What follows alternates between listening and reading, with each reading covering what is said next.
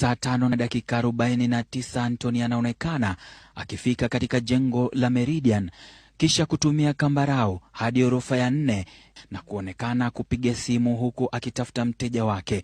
Mkononi amebeba mzigo fulani katika begi ya rangi ya samawati.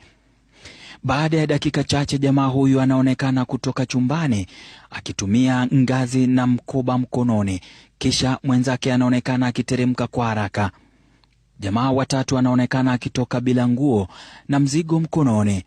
Gari hili aina ya Nissan Note linawasili, nambari ya usajili ikiwa KDL 336E, na wawili hao wanaonekana kuingia ndani ya gari lile, ila mwenye nyumba amevalia kofia nyeusi anaonekana kufika na kusalia na mzigo waliokuwa nao washukiwa. Tarehe 17 saa 7:22 jamaa huyu anaingia na begi hili akisindikizwa na mwenzake. Saa 10 jioni anaonekana kumtafuta mtu fulani. Mtu huyo ni mwanamke huyu ambaye amevalia nguo hii ambayo inaonekana kutumiwa baadaye siku iliyofuata na wanaume hawa. Tarehe 17, siku moja kabla ya kifo chake Anthony, saa 12:49 anaonekana akitoka na begi hili. Charity Muthoni Mishoki, mmiliki wa chumba hicho cha kukodi kwa muda, ambaye aligundua tukio la mauaji, kulingana na taarifa ya Mishoki, alipokea simu kutoka nambari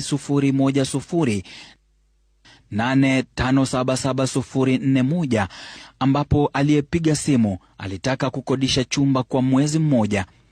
Tarehe 18 Novemba mwaka 2025, saa 3:30 asubuhi, Mishoki alipokea ujumbe kutoka kwa wageni hao ukieleza kuwa wangelipa bili kamili saa 10 jioni. Alipofanya ukaguzi wake wa kawaida, alikutana na mmoja wao ambaye alisisitiza asubiri hadi jioni. Akiwa na wasiwasi, aliamua kusalia ndani ya jengo hilo. Mishoki aliwaona wanaume hao wakiondoka na mkoba mkononi.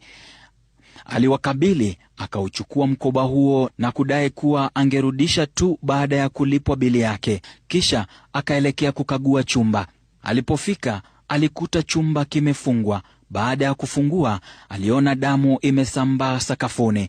Akiwa na hofu, aliwaita majirani. Walipoingia chumbani, walikuta mwili wa mwanaume umefichwa chini ya kitanda. Mikono na miguu ya marehemu ilikuwa imefungwa kwa kamba na leso imefungwa mdomoni. Damu ilikuwa ikitoka puani na mdomoni.